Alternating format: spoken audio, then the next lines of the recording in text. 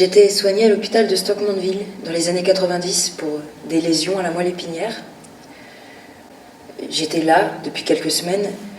J'avais déjà beaucoup entendu parler de Jimmy Savile. Ici, tout le monde le connaissait. Tout le monde admirait cette méga star qui avait fait beaucoup pour rendre cet hôpital ultra performant en matière de soins aux handicapés. Un jour, comme il était de passage à l'hôpital, on avait préparé un spectacle avec la chorale en son honneur. Après le concert, je me suis précipitée vers lui pour le remercier, et avant que je comprenne ce qui se passait, il avait pris ma tête entre ses mains et enfoncé sa langue dans ma bouche.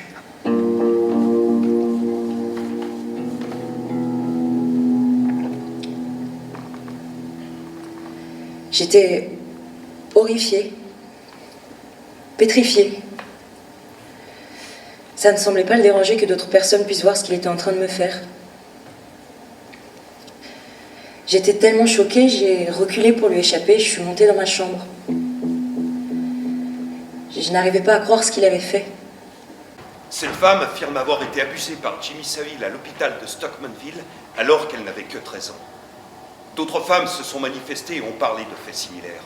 À notre connaissance, la police enquête sur plus de 63 allégations d'abus sexuels commis par Savile à Stockmanville, essentiellement sur des patientes atteintes de lésions à la moelle épinière. Les accusations vont de l'attentat à la pudeur au viol. Une des victimes affirme qu'elle avait à peine 8 ans lorsque Savile a abusé d'elle. Certaines d'entre elles sont complètement brisées. On parle ici de personnes qui sont entrées en tant que patientes et sont ressorties victimes d'abus sexuels. Elles étaient dans un lieu de confiance où on allait s'occuper d'elles, et cette confiance a été complètement trahie. Des vies ont été détruites. Certaines ne peuvent plus être dans une relation, d'autres sont incapables de fonctionner normalement. Des victimes à Stockmanville ont raconté à des membres du personnel qu'elles avaient subi une agression de la part de Jimmy Savile. Cela n'a engendré aucune réaction, quelle qu'elle soit. La collecte de fonds entreprise par Savile à Stockmanville était tellement importante que peut-être les gens regardaient ailleurs.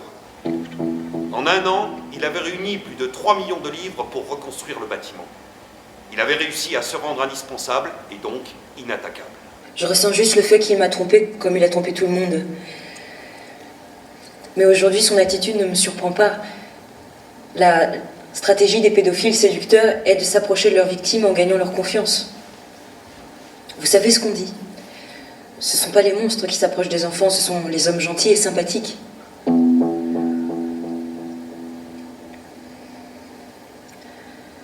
J'espère que le scandale Savile marquera un tournant dans les affaires d'abus sur les mineurs.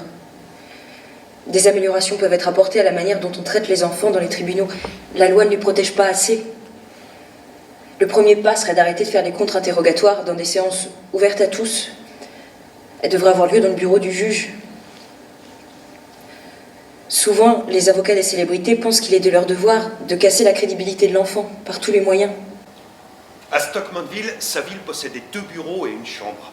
Et selon les dires de son ancienne assistante, qui fut à ses côtés pendant presque 30 ans, il avait une réelle autorité. Il contrôlait tout.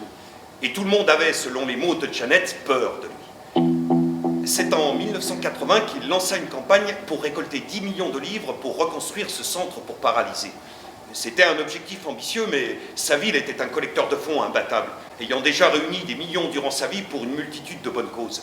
Il fut élevé dans un milieu où la charité était très présente. Mais une autre raison de son engagement était qu'il faisait la une de nombreux journaux. La campagne pour reconstruire Stockmanville était devenue une cause célèbre, une campagne nationale, l'une des premières de son temps. Et il était à la tête de tout ça. La stratégie de Savile pour récolter des fonds était très simple. Ramener des grands noms, surtout issus de la royauté. Ainsi, le prince Charles vint visiter l'hôpital et c'est à cette occasion qu'ils développèrent une relation étroite. Selon Janet Cobb, Savile le conseillait en matière d'œuvres caritatives. Savile aimait charmer la royauté tout comme les politiques. Il était en contact régulier avec le Premier ministre de l'époque, Margaret Thatcher. Elle lui écrivit, saluant son travail pour l'hôpital. Grâce à Savile, Stockmanville avait une envergure nationale, ce qui lui donnait un pouvoir énorme.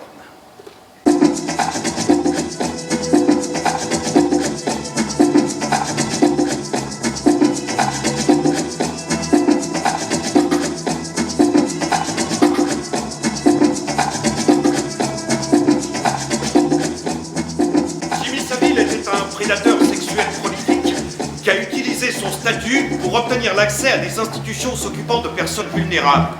Il était un visage familier pour les patients de Stockmanville mais aussi pour ceux qui étaient incarcérés à l'hôpital de haute sécurité de Broadmoor, où il aimait se vanter de son influence. Si quelqu'un ici est vraiment mécontent, s'il n'aime pas que je sois là, il peut donner sa démission et partir. Et Saville commença à visiter régulièrement Broadmoor à la fin des années 60. Il y a de cela quelques années, parmi les nombreuses lettres de fans que je reçois, je tombe directement sur un courrier m'indiquant que j'étais membre honoraire de la multinationale des cinglés, dirigée par l'autre patient, à l'hôpital de renommée internationale de Broadmoor. Et il y avait à Broadmoor certains des patients les plus dangereux du pays, dont plusieurs criminels célèbres comme Peter Sutcliffe, l'éventreur du Yorkshire. L'hôpital me demanda officiellement au début des années 70 si je voulais me joindre au personnel. J'ai dit oui. Et je suis maintenant officier assistant honoraire en charge du divertissement. Et Saville n'était pas un employé ordinaire. Il avait un bureau et un garage juste en dehors du périmètre de sécurité et un jeu de clés qui lui donnait libre accès à tout l'établissement. Mon accès était total. J'étais vraiment très fier de pouvoir parler directement à tous ces célèbres criminels psychologiquement atteints. Quand vous arriviez avec Jimmy à Broadmoor, vous pouviez entrer sans aucun problème. Il avait noué des liens très étroits avec certains patients. Dans les archives de son ancienne assistante, on trouve une lettre d'une patiente qui remercie Saville de l'avoir emmené une journée à l'extérieur sous sa supervision. Chère Jeannette, je suis rentré sans encombre à la maison. Je ne vous remercierai jamais assez de nous avoir emmenés faire un tour. Remerciez Jimmy de ma part. Si vous souhaitez m'écrire une lettre, vous connaissez mon adresse. Venez me rendre visite un de ces jours avec votre Jimmy. Je ne peux moi-même vous rendre visite, mais j'aimerais beaucoup vous revoir. Cette lettre en dit long sur le rôle de Saville à l'intérieur de l'institution. Un animateur télé divertissant des patients souffrant de maladies mentales. Nous avons trouvé une ancienne patiente qui était à Broadmoor dans les années 70. Nous avons dissimulé son identité et nous l'appellerons Kate.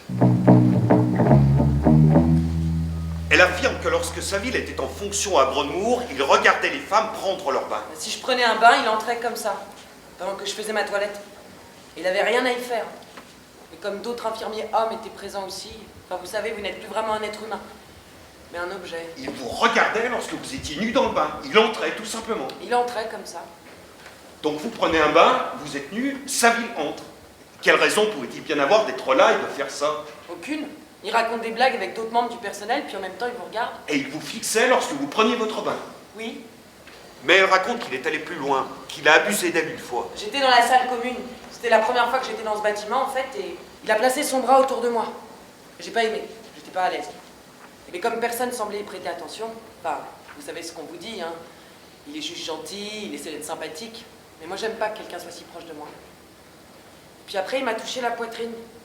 Alors moi, j'ai juste tenté de bouger ma main, puis je me suis dit que peut-être il avait pas fait exprès. Peut-être sa main avait juste... Enfin vous savez, n'importe qui vous touche ici, moi j'essayais de me raisonner. Mais après il a mis sa main entre mes cuisses, et il a essayé de remonter avec sa main. Alors là je me suis levée, puis j'ai dit non. Kate dit avoir signalé l'incident à un membre du personnel. Elle ne sait pas si quelqu'un en a parlé à Saville, mais elle dit qu'à la suite de ça, elle fut placée en cellule d'isolement pendant plusieurs mois. Il n'y a plus qu'un grand vide dans ta tête. Tu comptes pas les jours parce que tu sais pas quand c'est le jour ou la nuit. Tu dors par terre, à même le sol. Et les toilettes, c'était une boîte en carton. Kate fut tellement traumatisée par l'incident qu'elle tenta de mettre fin à ses jours, mais fut stoppée par le personnel. Son récit de l'agression de Saville est corroboré par deux anciennes infirmières psychiatriques qui travaillaient à Broadmoor jusqu'aux années 2000. Elles ont confirmé que Saville avait des clés qui lui donnaient accès aux étages réservés aux femmes et qu'il arrivait souvent sans être accompagné du corps médical et sans prévenir. En 1988, l'institution était dans un état proche du chaos dû à des problèmes financiers et personnels. Le gouvernement britannique mit en place une équipe spéciale qui devait prendre les rênes de l'établissement de manière temporaire. Saville en faisait partie. Il y tissa des relations très amicales avec des membres du ministère de la Santé de l'époque. Selon Janet Cobb, son ancienne assistante, il pensait que c'était lui le patron. Je peux certainement apporter mon aide. Et ils l'ont placé à la tête de l'équipe spéciale.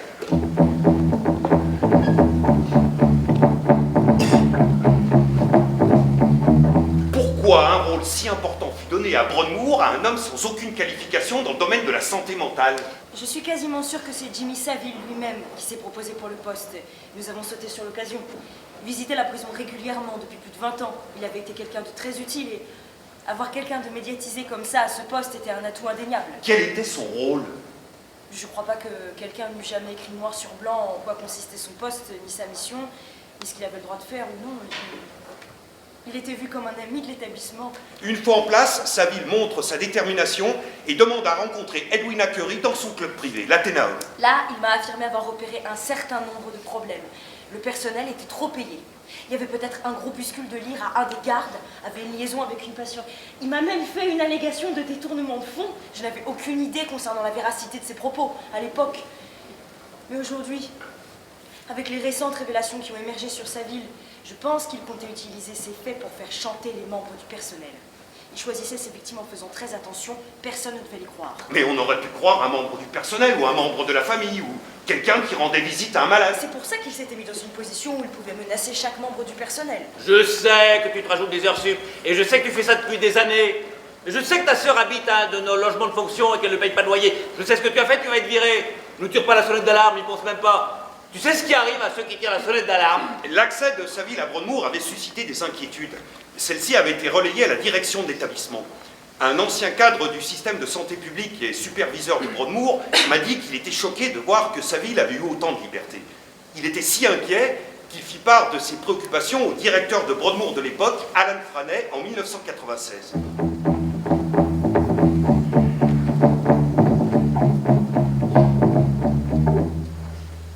Je me souviens pas de cette conversation. Saville et Franey se connaissaient de longue date. Ils étaient de vieux amis de Leeds qui couraient ensemble dans les marathons. Franey rendit même un hommage à Saville dans l'émission Easy sur Life. Saville proposa Franey au gouvernement pour faire partie de l'équipe spéciale. Cet entretien eut lieu dans son club privé, l'Athénaeum. Non seulement Saville allait et venait librement à Broadmoor, mais il avait aussi le pouvoir de nommer des candidats. Franey, qui était en poste à l'infirmerie générale de Leeds, se porta candidat sur les conseils de Saville qui avait besoin d'un proche à Broadmoor. Franey devint administrateur général, puis directeur général. Selon lui, il a obtenu ces deux postes sur la base de la libre concurrence. Pendant les 9 années où il officia à Broadmoor, Saville fut un visiteur régulier. Écoutez, je n'ai reçu aucune plainte concernant Saville durant toute la période où j'étais à l'hôpital, que ce soit de la part du personnel ou des patients. Et croyez-moi bien, si des inquiétudes avaient été émises, je les aurais signalées, puis j'aurais interdit l'accès de Saville. Non, mon amitié ne compromettait pas mon autorité. Vous étiez administrateur général, il pouvait aller où il voulait, vous n'étiez pas inquiet. Il ne pouvait pas aller où bon lui semblait, il n'avait pas accès aux chambres. J'ai vraiment du mal à comprendre comment vous avez pu permettre à Saville non seulement d'avoir un jeu de clé, bon d'accord, il ne pouvait pas aller dans les chambres, mais il avait accès aux différents services. À aucun moment vous n'avez pensé à lui dire « rendons ce rôle officiel et essayons de définir clairement ce que tu fais ici ». Mais attendez, ça faisait déjà un moment qu'il bénéficiait de cet accès. Je voyais vraiment pas la moindre raison de remettre en cause ce qu'il faisait, franchement. Il faisait partie de l'association depuis tant d'années, et bien avant que j'arrive. Puis je le dis encore, il avait été placé là par un ministre. Quel rôle avez-vous donné à Saville lorsque vous étiez administrateur général? Il continuait à exercer ses fonctions d'officier assistant en charge du divertissement. C'est-à-dire? Je crois que personne n'a jamais vraiment été clair là-dessus. Vous, plus que n'importe qui d'autre, aurait dû être clair à ce sujet. Vous étiez administrateur général. Il emmenait parfois des célébrités au club associatif du personnel, qui se trouvait en dehors de l'enceinte de sécurité. Il n'avait pas un rôle à proprement parler. Saville a clairement joué un rôle dans votre nomination. Il a mis votre candidature en avant, il était là pendant l'entretien, et il était très impliqué là où vous alliez devenir administrateur général. Vous sentiez-vous redevable envers lui parce qu'il vous avait permis d'obtenir ce poste? Non, je suis pas d'accord. Je pense que j'ai eu ce poste parce que je le méritais. J'ai pris part à l'équipe spéciale. Je me suis porté candidat au poste d'administrateur général, puis fut nommé à ce poste, et enfin nommé directeur général par le président de l'administration hospitalière de Broadmoor. Alan, nous respectons votre expérience professionnelle passée, mais vous n'auriez jamais obtenu ce poste si Saville n'avait pas mis votre candidature en avant. Non, c'est vrai. Vous arriviez sans aucune expérience du système de santé mentale, ni du système juridique pénal. Écoutez, je reconnais qu'il a mis mon nom en avant, hein, mais j'ignore ce qu'il a dit. J'ai été évalué par le ministère de la Santé et considéré comme apte à participer à l'équipe spéciale. Je me suis porté candidat au poste d'administrateur général, puis à celui de directeur général, et fus nommé à ces deux postes en ce qui me concerne, mais je me sentais en rien redevable à Saville. Sentiez-vous en mesure de vous confronter à lui? Mais bien sûr, sans aucun doute, aucun. Franey dit que des membres du personnel accompagnaient toujours Saville lorsqu'il visitait les services, et qu'il ne l'aurait jamais autorisé à sortir à l'extérieur avec des patients. Il dit aussi être choqué par les dernières révélations le concernant.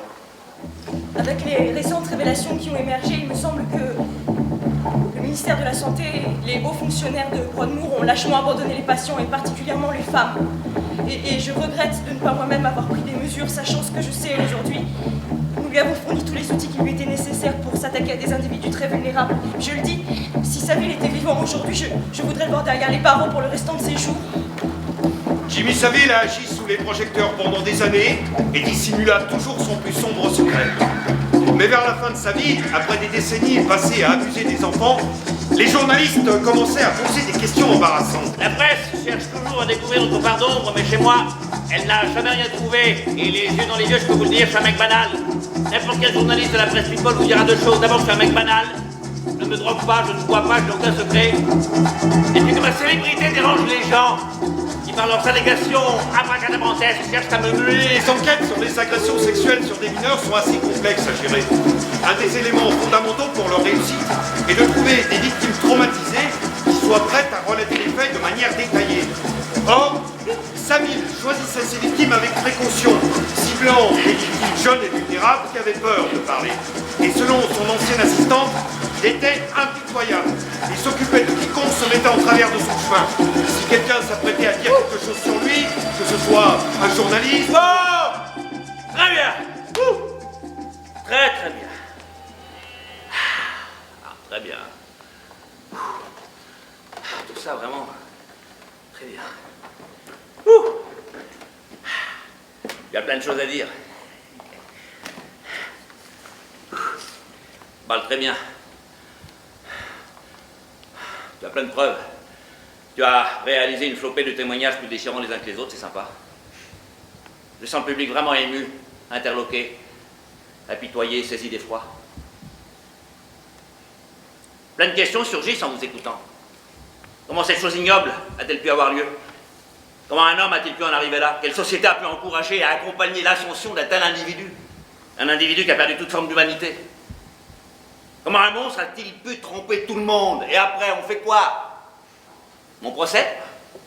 C'est mon procès ici? Je suis mort, je m'en fous pas mal maintenant, alors quoi? Pourquoi vous m'avez convoqué ici? Pour un spectacle. Ah d'accord, c'est pour un spectacle, c'est sympa ça. Alors là, par exemple, en ce moment, vous êtes en train de faire un spectacle pour dire que violer les enfants, c'est pas bien. C'est courageux comme démarche. Vachement bien, je suis pas gonflé, mais... Ce spectacle est là pour mettre au jour le faisceau de complicité dont Jimmy Saville a bénéficié pour abuser près de 500 personnes. Son réseau. Pour questionner la responsabilité collective des individus qui ont gravité autour de cette affaire, les raisons pour lesquelles certains se sont tus, et surtout pour encourager à l'avenir les victimes d'actes pédophiles à témoigner pour que de tels agissements ne se reproduisent pas dans ces conditions. Et enfin, pour soulager Ok, on a compris. Ton spectacle, ça ne me fait ni chaud ni froid. Ce que tu ne comprends pas, et qu'il faut une bonne fois pour toutes intégrer, c'est que premièrement, je suis mort, donc je ne serai jamais jugé. Deuxièmement, je n'ai aucun remords pour ce qui s'est passé parce que j'ai éprouvé un maximum de plaisir. Et ça, c'est gênant quelque part, c'est très gênant de dire ça. Et si j'ai éprouvé un maximum de plaisir, c'est que je suis un pervers sexuel en puissance, un pervers narcissique. Mon plus grand plaisir naissait de la souffrance de mes victimes. Ouais, oh, ouais, c'est chaud hein, dans ton salon. Ouh, hey, ça donne la chair d'un poule, non? Non, oh, oh, non. Parce que si on s'engage sur ce terrain, là, le terrain de la psychanalyse, alors là, ouh, c'est vertigineux. J'ai essayé de vous emmener sur ce terrain-là. Je vous ai posé des questions sur votre rapport ambigu à votre mère. J'ai essayé de comprendre ce qui, dans votre enfance, a créé les conditions d'une telle évolution si singulière. Vous avez toujours esquivé. Ah, mais peut-être que maintenant, vous voulez répondre à ces questions. Oui. Comment qualifieriez-vous votre relation avec votre mère? La duchesse? Avez-vous souffert de maltraitance dans votre enfance? Quelle maltraitance? C'est à ma mère, la duchesse, à qui il aurait fallu poser cette question. C'était quoi son intention en m'élevant? Si des gens pensent que j'ai une pathologie, ça vient pas forcément de maltraitance. Peut-être qu'au contraire, j'ai été particulièrement gâté, mais ouais. Si on nourrit un enfant avant qu'il ait faim, s'il obtient avant de désirer, il n'aura jamais besoin de formuler de désir. Donc il ne connaîtra jamais de frustration. Or, c'est dans sa capacité à désirer et renoncer qu'un homme se développe. C'est dans sa rencontre avec les règles et les limites qu'il se structure. L'enfant qui ne connaît pas de limites, ou qui rencontre des limites trop écrasantes ou paradoxales, aura d'énormes difficultés à se structurer. Moi, quand j'avais une pulsion agressive ou sexuelle, je passais à l'acte. Alors que le névrosé lui s'en sera empêché. Et puis aurait refoulé et sagement déplacé sa pulsion Moi, j'avais pas de limite. Ouais, ça vous surprend tout ça. En fait, en ce moment, comme j'ai du temps et que je m'ennuie ferme, je lis beaucoup un auteur, Paul-Claude Racamier, qui s'est beaucoup intéressé à toutes ces questions et même si je suis un adepte de la nécrophilie, j'ai trouvé du temps pour dévorer tous ces ouvrages. Paul-Claude Racamier a inventé un terme génial, il parle d'antédipe, ce qui est avant et qui empêche d'accéder à l'Oedipe. Il écrit qu'une relation incestuelle des parents vis-à-vis de leur enfant est à l'origine de ce qui empêchera son évolution et ne lui permettra pas d'accéder à l'Oedipe pour se séparer d'eux. Pour une personne normalement structurée, quelqu'un loin de moi, en fait, la réalité est frustrante et le fantasme fort. Il permet de pallier les désirs interdits. Pour moi, le fantasme est faible. Je ne supporte pas la frustration, je ne peux pas me contenir. Je suis dans le passage à l'acte. Si le complexe d'Oedipe est un fantasme destiné à le rester et peut être refoulé, chez moi, le rapport ambigu à ma mère a empêché mes fantasmes de s'élaborer. Et ouais, c'est ça. C'est ça. On ne peut que fantasmer ce qui est inaccessible. Un enfant qui dort dans la chambre de ses parents ne fantasmera jamais d'y accéder puisqu'il y est. Celui qui a passé le complexe d'Oedipe a un développement sain. Celui qui n'arrive pas à renoncer à ses désirs et n'a pas dépassé le complexe d'Oedipe est névrosé. Et celui qui n'aborde pas le complexe d'Oedipe est psychotique. Et moi, je suis un putain de psychotique. Ouh!